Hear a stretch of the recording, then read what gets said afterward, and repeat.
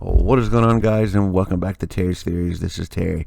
All right, I got a really cool one, man. Every once in a while, a great video comes that gets you excited, and this is one of them. Now, this video comes from YouTube channel Jessica Bonasola. Now, it was recorded in Argentina on October 28th, 2019. Now, Jessica was at the lake, and they had to leave because of bad weather, of heavy lightning.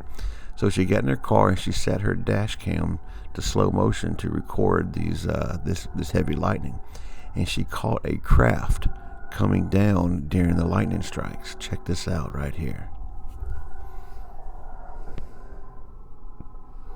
Now tell me that wasn't cool.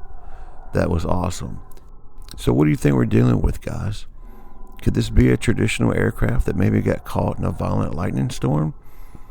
Could this be a UAP? It's definitely a UFO. And it's not in the shape of any aircraft that I've seen. Could this craft be drawing energy from lightning?